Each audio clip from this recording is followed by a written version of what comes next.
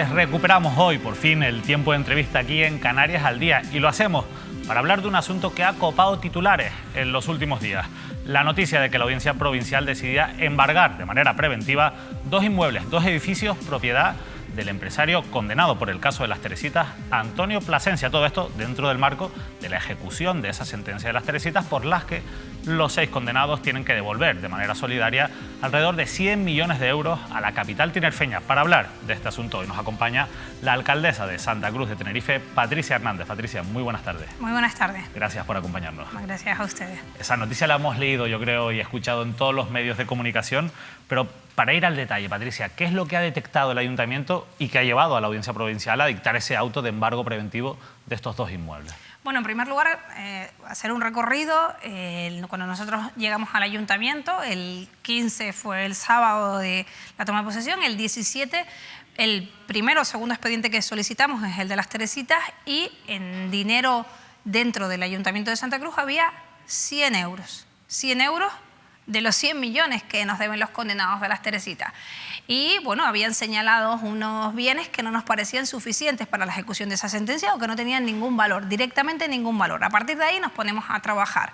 ¿Cuáles son los edificios que todo el mundo sabía que eran de Plasencia? Evidentemente estos dos. Sin embargo, nos encontramos que no están a nombre ni de la empresa condenada ni de la empresa Punta Larga, que era otra de las que también se hablaba en la sentencia. De manera, ¿quiénes son los propietarios? Carlacán. A partir de ahí un trabajo, porque todo el mundo sabía que era del señor Plasencia. Claro, estamos hablando de algo que era vox populi. Vox populi. Esos edificios se sabía que, si no directamente de Plasencia, eran de su familia. De un entramado societario que lo único que pretende es esconder los bienes, moverlos de un lado a otro para hacer parecer que son cosas diferentes, pero son exactamente lo mismo.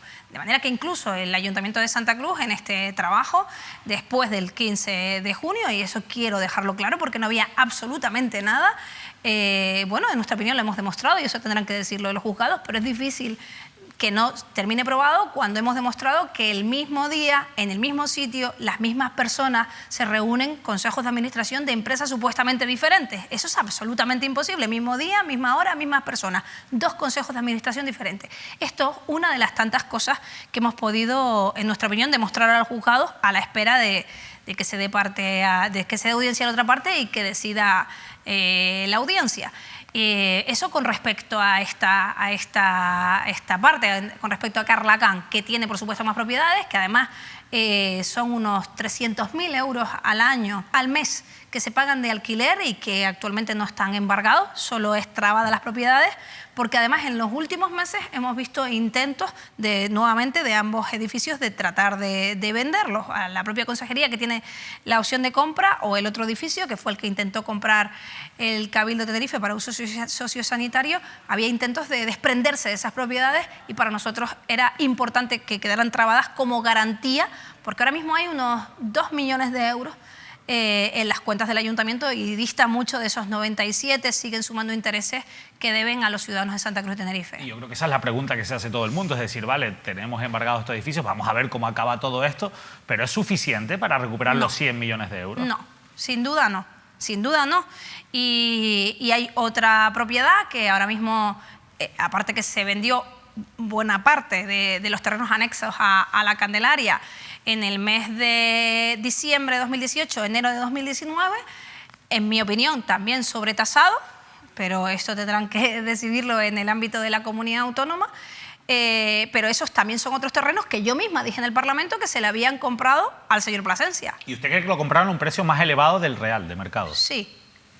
Sí, de hecho... O sea, el gobierno de Canarias lo compró a un precio más elevado del real. Eso dije en sede parlamentaria cuando era diputada de la oposición, y lo sostengo ahora, pero es que es más, me dan la razón cuando actualmente se acaba de producir una expropiación de unos terrenos, y si no me equivoco son 10 veces menos de lo que se pagó hace tan solo unos meses. Es verdad que para diferentes usos, que no es lo mismo compraventa que expropiación, esto es verdad, pero es que hay una parte de esa compraventa de esos terrenos que están afectados por Ofra al Chorrillo. Digo lo que se compró en enero, y por tanto no tenía sentido que se hiciera una compraventa porque ya iba una expropiación. En mi opinión sí, y esa información se la he trasladado a mis compañeros para que en el marco de las acciones que ellos emprendan pues se haga. Pero les decía que se paga ahora, hay esos terrenos que otra vez, nuevamente, todos decimos que es del señor Plasencia, Cuando hacemos ese trabajo, como con Carla acá, vemos que se ha cambiado de accionista. Ha cambiado de accionistas y justo ha cambiado de accionistas cuando se estaba produciendo la negociación de la compraventa de esa parcela. Por lo tanto, aquí ya no es que puedas demostrar, sino que han alzado bienes, han cambiado para esconder esos bienes a la justicia en medio de una condena que no era firme, pero fue unos meses antes, y en medio de una compraventa por 5,5 millones de euros, y es solo una parcela. O sea, ¿ustedes creen que además se ha cometido un delito? En nuestra opinión, sí. Hemos presentado una querella porque en nuestra opinión estamos hablando de un delito de alzamientos para esconder esos bienes, pasándolo a nombre de otras personas, vendiendo esas acciones, malvendiéndolas, en medio de una operación que no lo haría. Nadie vendería esas acciones por ese precio en medio de una operación de 5,5 millones de euros, al no ser que no estuviera en pleno uso de sus facultades o quisiera engañar a la justicia. Parece que es la segunda, o nosotros pensamos que es la segunda. Insisto, venden por 400.000 euros, 500.000 euros en una operación que solo una parte son más de 5 millones de euros, ahora van otros 5 millones de euros por la expropiación y todavía queda una parcela. Esa es la empresa Pusolana Áridos. Y seguimos trabajando, David, porque para nosotros es prioritario recuperar los 100 millones de euros hurtados a los chicharreros y chicharreras. Se habla o se ha hecho toda esta investigación en torno, por lo que se ha publicado, a la figura de Antonio Plasencia, pero hay otra serie de condenados. ¿No se ha encontrado, no se ha investigado al resto de condenados en la misma línea? Nosotros hemos presentado más acciones con respecto a otros condenados y esperando que la justicia decidan. Es verdad que con respecto a Carla Can, en primer lugar ya está trabado esos dos edificios, por tanto es público, y la segunda, que es una querella, es verdad que lo hemos comunicado públicamente también porque está en medio incurso de un proceso de expropiación por parte del Gobierno de Canarias, una parte, y nosotros hemos solicitado al juzgado que ese dinero, bueno, pues en tanto en cuanto no se decida, no se dilucide si nosotros tenemos razón o lo tienen los querellados, se quede a buen recaudo en la justicia. Pero entiendo, por tanto, que también si han presentado acciones contra algunos de los otros condenados es porque también han encontrado algunos indicios en el mismo sentido. En nuestra opinión, sí, pero no tenemos todavía respuesta de la audiencia provincial. Decía antes, usted insistía en que esto se ha desbloqueado en cierto modo cuando ustedes llegan a la alcaldía, cuando empiezan a dar una serie de instrucciones a los servicios jurídicos para que se haga un determinado trabajo que ha dado estos frutos. Sin embargo, también hemos escuchado al que era alcalde de la ciudad de Santa Cruz de Tenerife, a José Manuel Bermúdez, decir que esto se inició mucho antes con él en la alcaldía, y en concreto decía que tras la sentencia firme del pasado mes de marzo de este 2019, se dieron instrucciones por su parte, y lo dice literal, a los servicios jurídicos para que también continuaran con las acciones encaminadas a recuperar el dinero. ¿No es cierto que se dieran esas instrucciones a los servicios jurídicos? O si se dieron esas instrucciones, ¿por qué los servicios jurídicos no las siguieron? No, bueno, yo confío plenamente en los servicios jurídicos de este ayuntamiento, que son los mismos y están trabajando, menos la directora, que no está con nosotros actualmente, digo la directora que estaba hasta ese día, y están trabajando por recuperar el dinero. De manera que primera cosa, cuando en el pleno en el que él pudo decir todas las cosas que estaba diciendo a la prensa, y a pesar de que yo insistí que esas acciones eran la primera vez que se estaban llevando a cabo, no me rebatió. O sea, aquello que dicen los medios de comunicación o que mandan comunicados de prensa, porque habla menos, no me rebate cuando estoy yo delante. Eso es lo primero. El segundo es que además están las pruebas. Las instrucciones internas dentro del ayuntamiento las desconozco yo y las desconoce cualquiera. ¿Eso está por escrito? Yo desde luego no lo he visto, pero lo que sí sabemos es que no hay ningún papel enviado del ayuntamiento a los juzgados. Me voy a corregir, uno solo. Después de la sentencia, cuando la fiscal dice, bueno, ya todo el mundo en la cárcel, ejecútese la sentencia. Y el ayuntamiento dice, me parece bien. Esto es todo. O sea, que ni siquiera para pedir la ejecución de la sentencia es el ayuntamiento, que es el beneficiado, el que la pide, sino que es la fiscala, y el ayuntamiento se adhiere a la petición de la fiscalía. Pero esto no funciona así, porque los condenados dicen unas cosas que dicen ellos que tienen, pero no es verdad, tienen más, como hemos probado, y no es suficiente lo que ellos señalan. Tal es así que, insisto, que el 15 de junio había solo 100 euros en las cuentas del Ayuntamiento de Santa Cruz. Y pasaban los meses y 100 euros, podían llegar 200, podían llegar 1000 euros. Y esto es una cosa muy seria, porque no es solo la cuestión de que se haga justicia, de que la gente se dé cuenta como símbolo que quien hace la paga. No, es que con ese dinero podemos conseguir cosas buenas para los chicharreros y chicharreras. Es demasiado dinero para mirar para otro lado y no pelear con uñas y dientes para que vuelva el dinero a la ciudad. Entiendo, por tanto, que esto se podía haber hecho antes, es decir, Sin duda. ¿Y por qué no se ha hecho entonces, en su opinión? Tenía que haberse hecho antes que evitáramos que llegáramos a esta situación. Tenía que haberse hecho con la sentencia provisional. Tenía que haberse hecho con la sentencia provisional, pero se le dieron años vitales a los condenados para que ahora tengamos que perseguir el dinero. Años vitales. Con la primera sentencia se tenía que haber pedido la ejecución de sentencia provisional. Ese dinero, trabarlo desde el principio, porque cada día que se ha perdido es un día que el dinero se mueve de lado a lado, o incluso de un país a otro. Y que es un día que hace más difícil devolver el dinero a los chicharreros. Esa es no mi opinión ahora, es que lo dijeron todos los grupos de la oposición cuando salió la sentencia provisional, y luego cuando la sentencia firme tampoco se trabajó, porque yo les escucho decir ahora, es que el edificio de Plasencia, ¿y qué hicieron ustedes si sabían que era de Plasencia? Porque puede ser que no lo supieran. Pero están diciendo que sí sabían que ese edificio es de Plasencia y nunca lo señalaron. Dicen que se alertó al juzgado de la posible venta del edificio. Primera cosa, serán los sueños. O sea, no hay ningún escrito que se alerte de la venta de un edificio. Y segunda cosa, si la alerta, ¿de qué? Si ese edificio está a nombre de una empresa, de ese entramado societario que tú tienes que demostrar. O sea, se alerta. Lo primero es que es mentira, a no ser que le llamara por teléfono, que me parece a mí que no cogen el teléfono los jueces en cosas, mucho menos cosas tan serias como esta. Y segunda, es que no es suficiente. Supongo que ya lo sabían los magistrados, que ese edificio se estaba intentando vender. Y además de eso, qué cinismo, ¿verdad? Qué cinismo cuando el que estaba intentando comprarlo era uno de sus compañeros. ¿No se ven en los comités de Coalición Canaria ATI? ¿No se ven?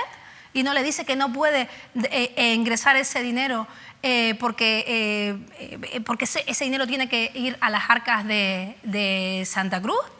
Pero insisto en que eso que se dice alerté, eso como no fuera en un pasillo, no es. No hay ningún escrito y aunque lo hubiera, no es suficiente porque es el ayuntamiento quien tiene que demostrar a los juzgados que ese edificio es de Plasencia. En ese contexto, en este contexto del que estamos hablando, se conoce la noticia también de que, de cara a los presupuestos del próximo ejercicio, el Gobierno de Canarias ha destinado una partida de unos 9 millones de euros para ejercer esa opción de compra sobre uno de los dos edificios embargados. Hablábamos ahora del de Cabo Llanos y en este caso se trata del de 3 de Mayo, de la Consejería de Educación, que ocupa desde hace 14 años la comunidad autónoma. ¿A usted le parece coherente que el Gobierno de Canarias destine dinero para comprarle una propiedad a uno de los condenados por el caso de las Teresitas? En primer lugar, a mí lo que me parece incoherente es que un edificio que se hizo en un terreno subastado público se construya y se inaugure ya con la serigrafía de la Consejería de Educación y que esté rentando el constructor desde el primer día, que con el dinero de alquileres ya podía haber construido 2 o 3 edificios de la Consejería de Educación. O sea, Plasencia construyó ese edificio para alquilárselo o vendérselo al Gobierno de Canarias. Y por tanto, en un suelo público podía haberlo hecho el propio Gobierno de Canarias. Podía haberlo hecho el propio Gobierno de Canarias y nos hubiera ahorrado mucho dinero. Desde luego, el que hubiera perdido dinero es el señor Plasencia.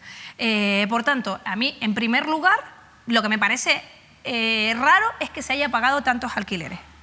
Tantos años y años y años de alquiler a razón de 3.600.000 al año. 3.600.000 euros al año. En ese sentido, cualquiera puede pensar que quien dice ahora que no se compren defiende los intereses de Plasencia, porque estoy seguro de que igual no quiere que se le compre, sino que se le siga rentando. Que, por cierto, sí defendió que compraron un edificio vacío. Es un poco contradictorio, pero vamos al caso en concreto, porque no hablamos de en teoría, vamos al caso concreto. Ese edificio no sale 9 millones de euros, la opción de compras está un poquito por debajo actualmente de 40 millones de euros. Es un primer pago, entiendo, un plurianual. Y si es un primer pago es porque la Consejería sabe, o el Gobierno sabe, que nosotros estábamos en esta operación. El Gobierno de Canarias sabe desde el minuto 1, desde que entró el primer papel al juzgado, que el Ayuntamiento de Santa Cruz está en esto. Y tengo el compromiso del presidente del Gobierno, del vicepresidente y consejero de Patrimonio y de Hacienda, que ninguna operación se hará en ese edificio sin el visto bueno del Ayuntamiento de Santa Cruz. Por tanto, todos tranquilos, todos tranquilos. O sea, no se tomará ninguna decisión sin que ustedes den el visto bueno. Por supuesto. Pero ¿por qué era necesario poner esa partida de 9 millones de euros si además sabían que ustedes habían iniciado una acción judicial? Sí, porque si finalmente se aceptara una dación en pago y todo fuera rodado y ese dinero, que ahora mismo ese dinero termina en las arcas del Ayuntamiento de Santa Cruz y no en las arcas de alguno de los condenados. El Gobierno de Canarias sabe desde el primer día que llegó el escrito al juzgado que está presentado y hemos actuado de forma coordinada. A partir de ahí, si la disponibilidad presupuestaria es una u otra, desde luego 9 millones no es, y estoy segura que los que tienen alquilado el edificio por 3.600.000 no van a buscar un pago aplazado en 4 años por poco más dinero del que le están pagando. O sea, el negocio actualmente del alquiler es una cosa maravillosa para el que lo tiene, que con un edificio más que amortizado. Alguien puede pensar, oye, si el PSOE llegó al gobierno, lo primero que tenía que haber hecho a lo mejor era pues trasladar a toda la Consejería de Educación y cambiar de sede. Sí, pero probablemente eso se dice desconociendo que uno no sopla y hace un edificio de esas dimensiones. O sea, tendría que ponerse a trabajar en construir un edificio con el planeamiento, proyecto y demás, que tardaríamos, no sé, los ritmos, pero 4 años como mínimo en hacer buscar el solar, proyecto de esa envergadura. Eso es lo que decía Carlos Alonso cuando le criticaban por querer comprar el edificio de Caboyano. Decía, es que tenemos que trasladar ya No, a la porque gente con una diferencia, porque el edificio Campo. de Caboyano es un edificio de oficinas. Es un edificio de oficinas que se compraba muy por encima del valor, y otra vez esta es mi opinión basada en lo que me han dicho gente que sabe de tasaciones, muy por encima del valor de mercado, un edificio vacío durante años que iba a ser sometido a reformas. El tiempo que me calculaban era otros 2, así que mire, ya estamos en torno a 3 años, se daba para hacer un edificio enorme. Al final, fíjese, estamos hablando de esa recuperación de 100 millones de euros para el Ayuntamiento de Santa Cruz de Tenerife, y 100 millones de euros pues, prácticamente son 1/3 de todo el presupuesto que tiene un ayuntamiento como Santa Cruz de Tenerife para todo un ejercicio económico. En este caso, ustedes han presentado ya las cuentas para el año 2020 y hablan de un total de 278 millones, es el global de este presupuesto. Bueno, la primera pregunta, alguien puede pensar, oye, es que el año pasado yo leía titulares de que el presupuesto era de 286. ¿Por qué hay esa diferencia? ¿Por qué ha bajado el presupuesto? Baja el dinero destinado a los bancos y sube el dinero destinado a las personas. Esto no es un eslogan, sino que las restricciones presupuestarias hacen que el presupuesto pueda crecer solo en el gasto que se llama gasto no financiero. Es decir, van a pagar menos deuda. Menos deuda, que eso ya está casi todo amortizado. Queda una parte que además al Ayuntamiento de Santa Cruz no le conviene amortizar definitivamente, porque tendríamos que pagar una penalización por cancelarlo, y eso no nos computa a la hora de la regla de gasto, que es que te dejan gastar solo un poco más que el año pasado, siempre que no tenga que ver con gastos financieros. Por eso es verdad que puede llevar a la confusión, pero ese dinero es el que no ven los ciudadanos, a no ser que sean directores de un banco. Lo que pasa es que la deuda hay que pagarla antes o después. Por supuesto, la deuda hay que pagarla, y el Ayuntamiento de Santa Cruz está casi, por eso se pagan menos intereses, no es que dejemos de pagar la deuda, sino que la deuda está casi completa, queda poco de deuda que pagar, y el presupuesto sube un 3% de gastos no financieros. Un 3%. Hay un aumento en inversiones incluso de unos 2 millones de euros aproximadamente. Hombre, con todos los problemas que tiene un municipio como Santa Cruz de Tenerife, que usted insistentemente recordó durante la campaña electoral, también se puede pensar que con 2 millones pues tampoco va a dar para solucionar muchos de esos problemas. Bueno, la verdad es que con 2 millones da para solucionar casi nada. Pero nosotros, en primer lugar, la ejecución presupuestaria del año 2018 es de un 24%. La ejecución presupuestaria en inversión del presupuesto 2018 es 24%. ¿Y por qué no se ha gastado ese dinero? Porque ponían todo el presupuesto para que quedara muy bonito en el presupuesto. O sea, un proyecto que no tenía ni siquiera una obra, ¿no? un parque determinado, que no tenía ni proyecto de rehabilitación, ponían las cantidades de los 12 meses, por decir que estaba ese dinero. Nosotros ese ejercicio no lo hemos hecho. Hemos hecho, en nuestra opinión, un presupuesto honesto, de manera que no son 2 millones, sino que no hay partidas fantasmas y nos da para mucho más. Nos da para colocarlo en las infraestructuras que creemos que podemos gastarlo o invertirlo, ¿no? El presupuesto de vivienda, que para nosotros es prioritario, ya lo era cuando éramos candidatura. Y con el compromiso, la firma con Podemos, el compromiso es de 400 viviendas en esta legislatura y por tanto el presupuesto de vivienda sube un 170% entre la parte que es de vivienda y de urbanización que lleva urbanismo. 170% para ponernos en rumbo de construir esas 400 viviendas de compromiso del ayuntamiento. El presupuesto... Antes le decía que el presupuesto del ayuntamiento no financiero subió un 3%, el presupuesto de políticas sociales del IMAS concretamente sube un 6%. Tenemos inversión también para hacer escuelas infantiles, en nuestra opinión trabajar para tener completa una escuela infantil en el próximo año y casi tener en marcha otra más, que duplicaría las plazas de escuelas infantiles en el municipio en poco más de un año, póngale 2, en 2 años duplicar las plazas de escuelas infantiles en este municipio y vamos dando pasos para que las inversiones no se pierdan, para que no haya inejecución, es decir, los problemas están y el dinero ha estado, el problema es que no se lo han gastado.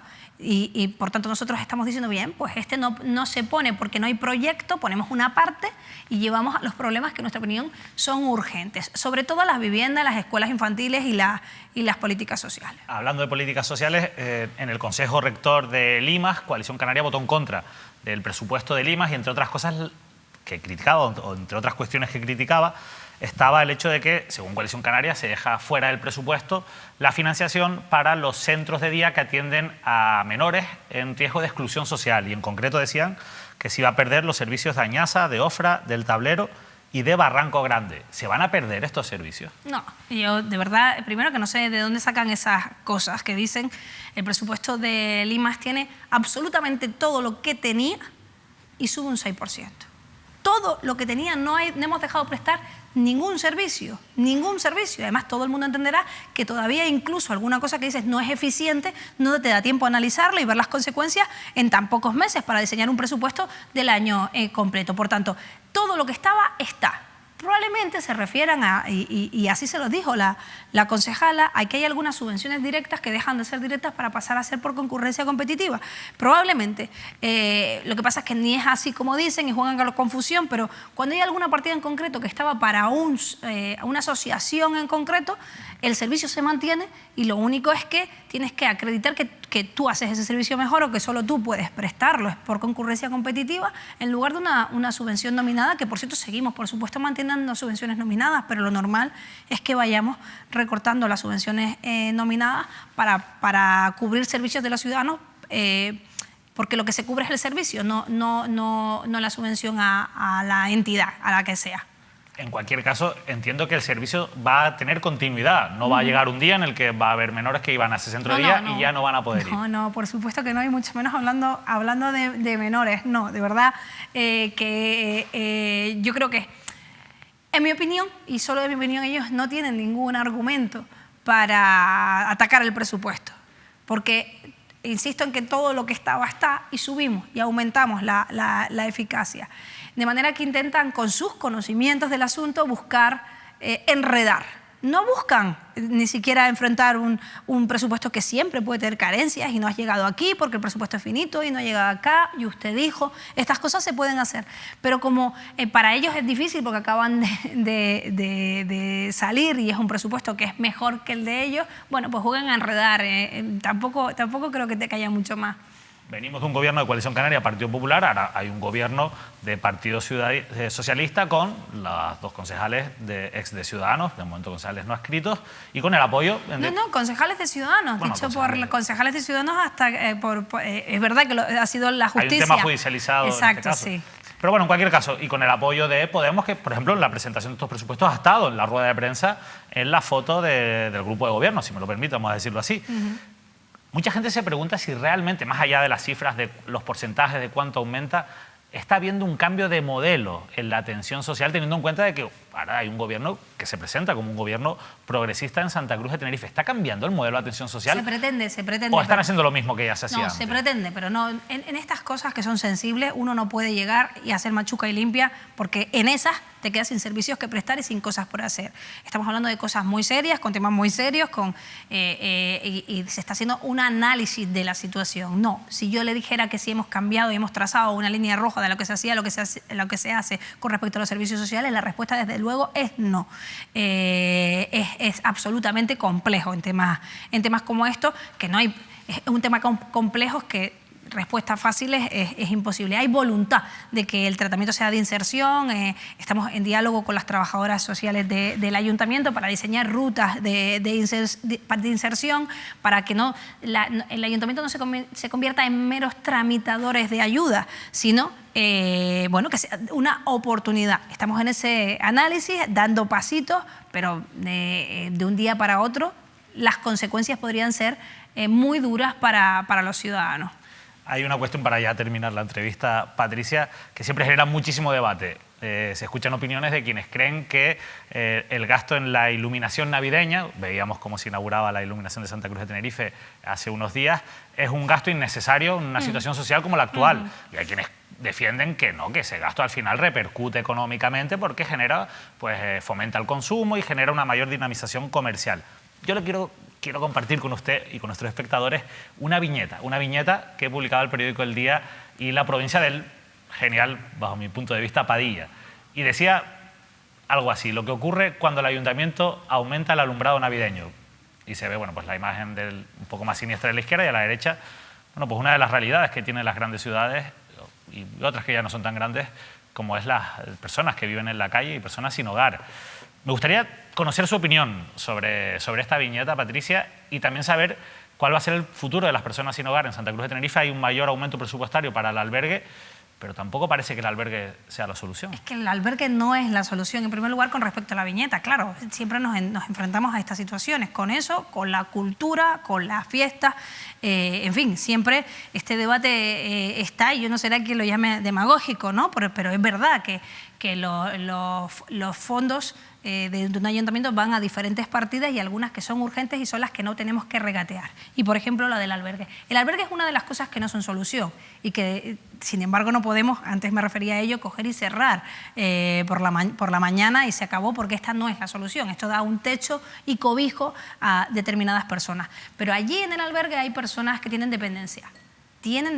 Y, por tanto, en primer lugar, ya están la concejala Arocha en conversaciones con el Cabildo, porque no es el sitio para tener dependientes el albergue. En segundo lugar, es evidente que causa o efecto de estar en la calle hay problemas con personas con problemas de salud mental, que el Ayuntamiento de Santa Cruz no tiene las competencias, y no me refiero, sino que no tiene los médicos, las psiquiatras suficientes para curar un problema de salud mental o de adicciones. De manera que, por mucho que tú le des techo y le des alimentación, ahí sí que no hay, es imposible una tarea de inserción. Y esta es la fórmula en la que estamos intentando abordar los servicios sociales. Antes se decía: necesitamos más dinero, es que es el único del Cabildo, el Cabildo no tiene en otros sitios, la isla, esto es una competencia. No, nosotros, independientemente de que, por supuesto, cuantos más fondos mejor,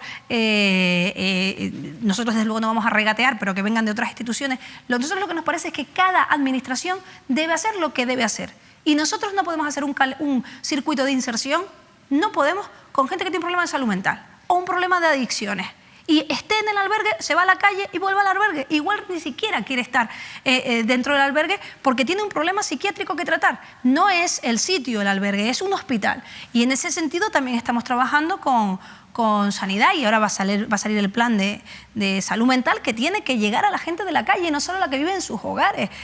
Porque es de justicia, porque es un derecho, y porque además en nuestros recintos es imposible abordarlo. Y el tema de la dependencia, que a mí me tiene absolutamente preocupada. No es el sitio un dependiente en un albergue, no es el sitio. Y a partir de ahí estamos trabajando en sitios más pequeños que puedan hacer una tarea de inserción con quien se puede insertar y que solo tenga un problema de inserción social pura, con trabajadores sociales. Pero cuando es un problema médico, tienen que entrar otras administraciones. No es una cuestión de recursos, sino de competencia. Nosotros no tenemos médicos en plantilla.